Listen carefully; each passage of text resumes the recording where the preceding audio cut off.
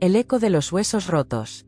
Lo que encontraron bajo las raíces del viejo roble no era solo un secreto familiar, era la prueba de que algunas mentiras nunca mueren, simplemente esperan a ser desenterradas. El aire en Val Umbrío siempre olía a tierra húmeda y a secretos mal guardados.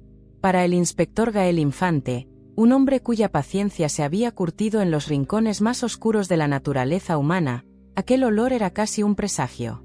Su rostro, marcado por líneas que contaban más historias que cualquier expediente, reflejaba una mezcla de cansancio y una determinación casi extinta.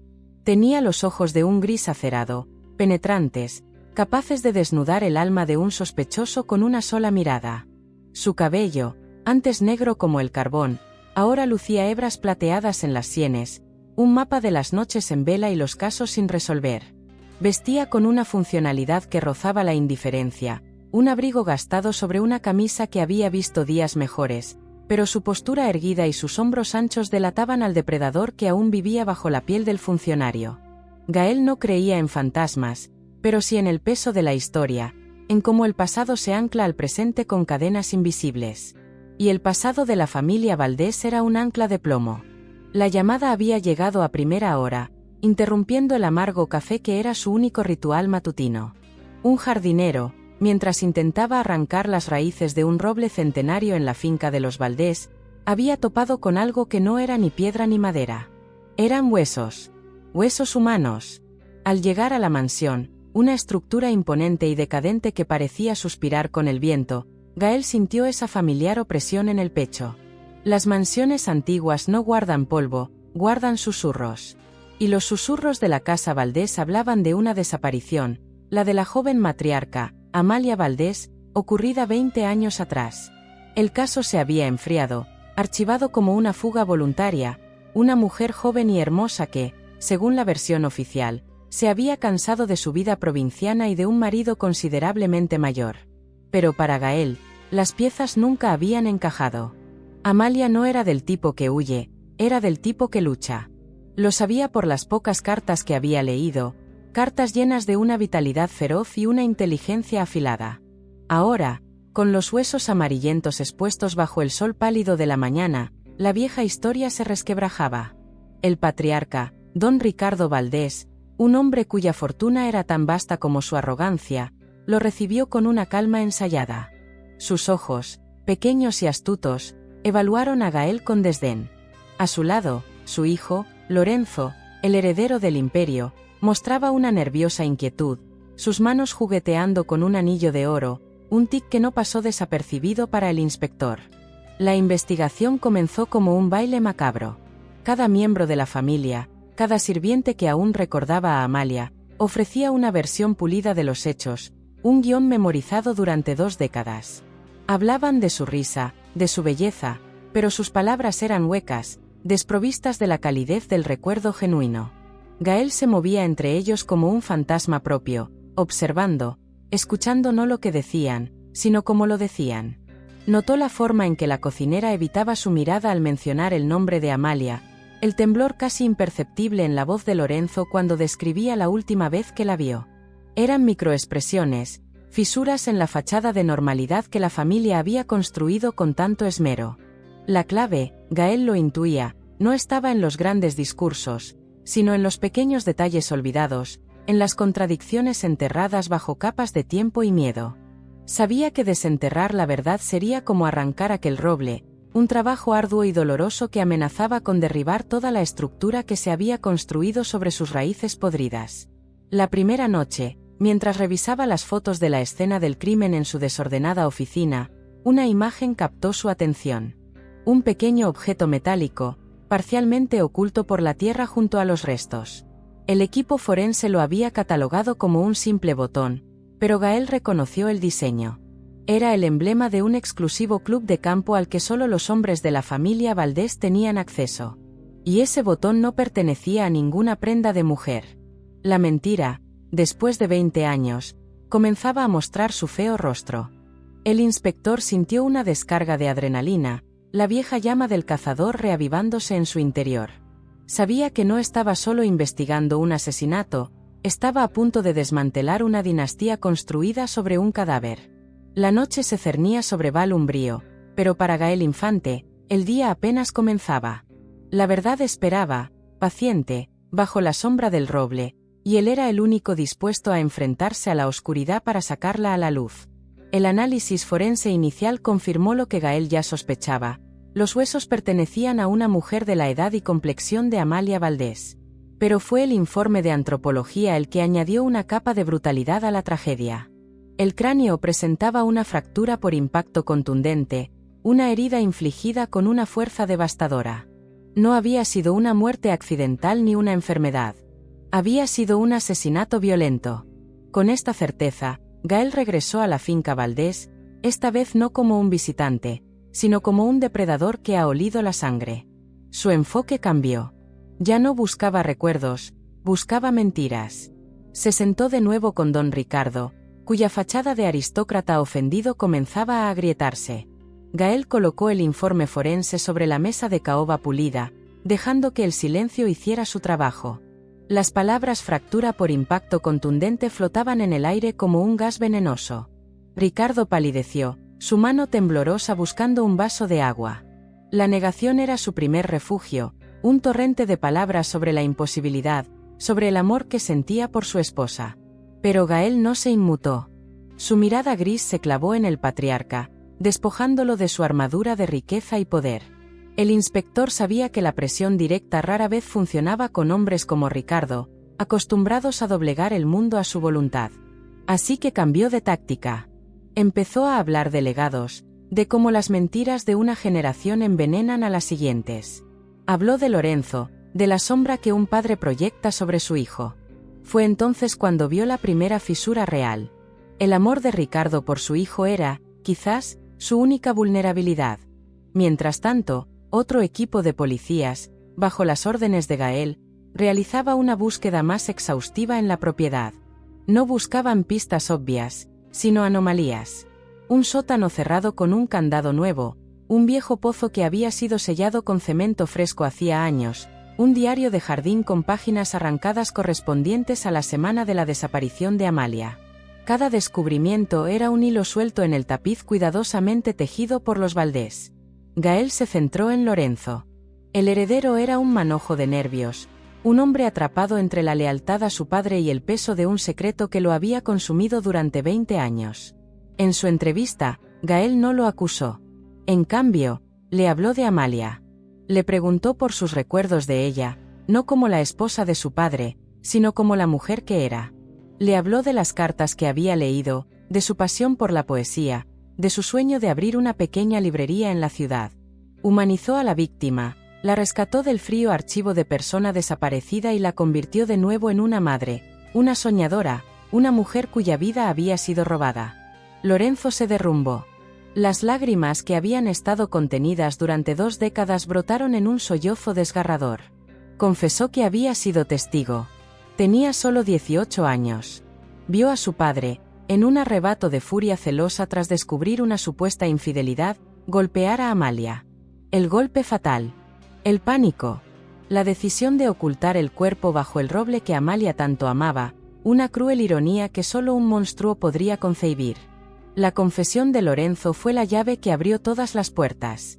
Con el testimonio del hijo, la coartada de Ricardo se desmoronó. El patriarca fue arrestado, su imagen de hombre respetable hecha añicos en la portada de todos los periódicos. La caída de la casa Valdés fue tan espectacular como su ascenso. Pero para Gael, el caso no terminaba con el arresto. Quedaba una última pieza. El botón. El botón del club de campo. Lorenzo no recordaba ese detalle. Su mente había bloqueado gran parte de la brutalidad de esa noche. Gael sabía que el botón no pertenecía a Ricardo. Pertenecía a alguien más que estuvo allí. La confesión de Lorenzo Valdés, aunque catártica y demoledora, no era el final del camino, sino el comienzo de un laberinto aún más retorcido. Gael Infante, con la experiencia forjada en innumerables interrogatorios, sabía que una confesión obtenida bajo una inmensa presión emocional a menudo oculta verdades más profundas o, peor aún, desvía la atención del cuadro completo. El botón seguía siendo una espina en su mente, un detalle discordante que no encajaba en la narrativa de Lorenzo. El heredero había descrito una explosión de violencia espontánea, un acto solitario de su padre. Pero el botón sugería la presencia de un tercero. ¿Quién más habría estado en esa escena macabra, lo suficientemente cerca como para perder un botón de su chaqueta en la lucha o en el apresurado entierro? Gael decidió volver a los cimientos del caso, a los testimonios originales recogidos 20 años atrás. Pasó noches enteras en el archivo del departamento, el olor a papel viejo y tinta desvanecida llenando sus pulmones. Buscaba inconsistencias, nombres mencionados de pasada, conexiones que en su momento parecieron irrelevantes. Y allí lo encontró. En la declaración de una antigua empleada doméstica, despedida poco después de la desaparición de Amalia, había una mención a un primo lejano, un hombre llamado Mateo, que había estado visitando la finca esa semana. La empleada lo describió como un hombre silencioso y observador, siempre a la sombra de Ricardo, una especie de ayudante o confidente. En el informe original, Mateo fue descartado rápidamente. Tenía una coartada aparentemente sólida, había estado en la ciudad en una reunión de negocios la noche de la desaparición. Pero Gael, con la perspectiva que dan 20 años y un cadáver recién descubierto, vio la coartada con nuevos ojos. Era demasiado perfecta, demasiado conveniente. Empezó a investigar a Mateo. Descubrió que el primo lejano no era tan lejano. Era el hijo ilegítimo del padre de Ricardo, un medio hermano bastardo que siempre había vivido a la sombra de la rama legítima de la familia, dependiendo de la generosidad y los caprichos de Ricardo. Mateo había prosperado bajo la protección de su medio hermano, gestionando algunas de las empresas menos glamurosas del conglomerado Valdés. Pero siempre había resentimiento, una corriente subterránea de envidia que Gael podía casi saborear. El inspector localizó a Mateo, ahora un hombre de negocios de mediana edad con una vida aparentemente respetable en una ciudad vecina. Su sorpresa al ver a Gael en su puerta fue genuina, pero debajo de ella, el inspector detectó un destello de pánico helado. La entrevista fue un juego de ajedrez. Mateo era inteligente, cauto. Mantuvo la historia que había contado 20 años atrás, pero Gael no estaba interesado en la historia, sino en el hombre. Observó cómo Mateo evitaba cualquier mención directa a Amalia, refiriéndose a ella como la esposa de Ricardo. Notó cómo sus manos se apretaban en puños cuando Gael describía la brutalidad de la herida. El inspector no lo presionó con el botón. En cambio, lo guardó como su as en la manga. Dejó a Mateo con una advertencia velada, diciéndole que la ciencia forense moderna podía revelar secretos que la Tierra había guardado durante mucho tiempo. La semilla de la duda estaba plantada. Gael sabía que un hombre como Mateo, que había vivido con un secreto durante tanto tiempo, sería vulnerable a la paranoia. La visita del inspector lo desestabilizaría, lo obligaría a cometer un error. Y así fue. Esa misma noche, Mateo hizo una llamada. Una llamada a un antiguo contacto en el AMPA local, un hombre especializado en hacer desaparecer problemas y personas. La llamada fue interceptada gracias a la vigilancia que Gael había ordenado discretamente. El error de Mateo fue la confirmación que Gael necesitaba. No era solo un testigo, era un cómplice. Con esta nueva evidencia, Gael construyó una teoría diferente de los hechos. La infidelidad de Amalia no había sido una simple sospecha de Ricardo.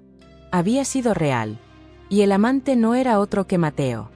Amalia, atrapada en un matrimonio sin amor con un hombre controlador, había encontrado consuelo en el único otro hombre que entendía la opresiva atmósfera de la casa Valdés. Pero su aventura no era un secreto para Ricardo. El patriarca, un maestro de la manipulación, lo sabía todo. La noche del asesinato no fue una explosión espontánea de celos. Fue una trampa. Ricardo confrontó a Amalia y a Mateo juntos. La discusión escaló, pero no fue Ricardo quien asestó el golpe fatal. Fue Mateo. En un momento de pánico, temiendo que Ricardo lo destruyera, que le arrebatara la vida cómoda que tanto le había costado construir, Mateo empujó a Amalia. Ella cayó, su cabeza golpeando el borde de una fuente de piedra. La fractura. El silencio. Ricardo, en lugar de castigar a Mateo, vio una oportunidad. Una oportunidad para atar a su medio hermano a él para siempre, para convertirlo en su esclavo a través de un secreto compartido. Juntos, movieron el cuerpo. Juntos, lo enterraron bajo el roble. Ricardo creó la narrativa de la esposa fugitiva, mientras que Mateo se convirtió en su perro guardián, su ejecutor silencioso, asegurándose de que nadie se acercara demasiado a la verdad. La confesión de Lorenzo había sido una cortina de humo, una verdad a medias diseñada por Ricardo para proteger al verdadero culpable y mantener su control sobre Mateo. Lorenzo, traumatizado y manipulado, realmente creía que su padre era el único responsable. Ahora, Gael tenía el cuadro completo. Tenía la confesión manipulada de Lorenzo, la llamada incriminatoria de Mateo y el botón, la prueba física que colocaba a Mateo en la escena del crimen. Se preparó para la confrontación final, sabiendo que no solo estaba a punto de resolver un asesinato, sino de exponer una conspiración familiar que abarcaba 2 décadas de mentiras, traición y un poder corrupto. La verdad, finalmente, estaba lista para salir a la superficie, y sería mucho más fea y compleja de lo que nadie había imaginado. El enfrentamiento final no tuvo lugar en una sala de interrogatorios, sino en el mismo lugar donde todo comenzó, bajo la sombra del viejo roble en la finca Valdés. Gael convocó a Mateo allí, con el pretexto de una última revisión de la escena. Cuando Mateo llegó, vio no solo a Gael, sino también a Lorenzo, de pie junto al hueco en la tierra, su rostro una máscara de dolor y confusión. Gael comenzó a hablar, su voz tranquila pero cortante, reconstruyendo la noche del asesinato no como Lorenzo la recordaba, sino como realmente sucedió.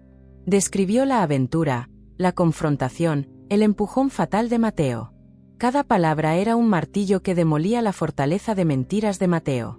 Al principio, Mateo lo negó todo, su voz temblando de una ira fingida. Pero entonces Gael sacó una pequeña bolsa de pruebas. Dentro, sobre un trozo de terciopelo negro, descansaba el botón. Lo sostuvo frente a Mateo. Reconocimos el diseño, dijo Gael en voz baja. Pero fue el análisis de ADN lo que nos dio la confirmación. Encontramos un rastro de su piel, Mateo. Debajo de las uñas de Amalia. Era un farol brillante y desesperado. El ADN se había degradado demasiado para ser concluyente. Pero Mateo no lo sabía. En su mente, la ciencia infalible lo había acorralado. Su rostro se descompuso.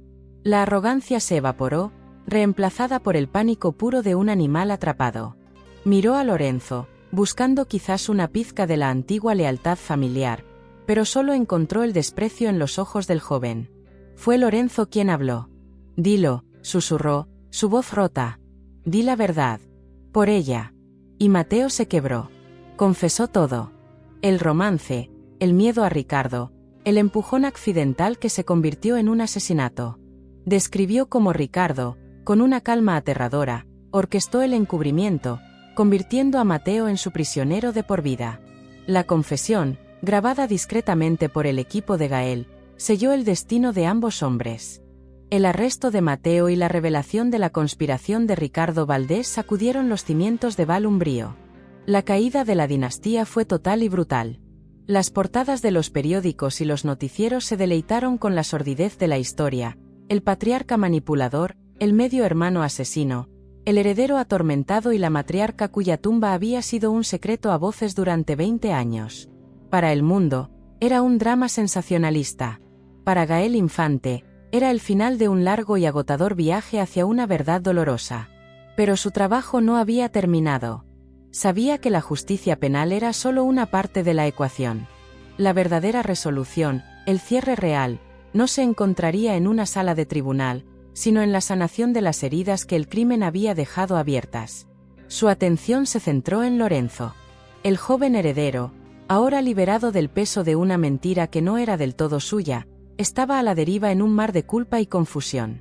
Había protegido a un monstruo, aunque sin saber la magnitud total de su monstruosidad. Gael, viendo en Lorenzo no a un cómplice sino a otra víctima, decidió hacer algo que iba más allá de su deber como policía. Se convirtió en una especie de mentor reacio. Pasó tiempo con Lorenzo, no interrogándolo, sino simplemente hablando. Le habló de otros casos, de cómo el trauma puede torcer la percepción de la realidad, de cómo la lealtad familiar puede convertirse en una jaula. Ayudó a Lorenzo a entender que su memoria no era una traición, sino el recuerdo fragmentado de un niño aterrorizado. Lentamente, con la ayuda de Gael y de un buen terapeuta, Lorenzo comenzó a reconstruir su vida. El primer paso fue el más difícil. Decidió desmantelar el imperio de su padre. Vendió las empresas, una por una, no para obtener ganancias, sino para reparar el daño. Usó la vasta fortuna de los Valdés para crear una fundación en nombre de su madre, Amalia. La Fundación Amalia Valdés se dedicó a apoyar a mujeres víctimas de violencia doméstica y a financiar programas de arte y literatura para jóvenes en comunidades desfavorecidas, las dos pasiones que le habían sido arrebatadas a su madre. Lorenzo no quería el dinero manchado de sangre. Quería transformarlo en algo bueno, en un legado que honrara la memoria de Amalia en lugar de la tiranía de Ricardo. Se mudó de la opresiva mansión, dejándola vacía, un monumento silencioso a la tragedia que albergó.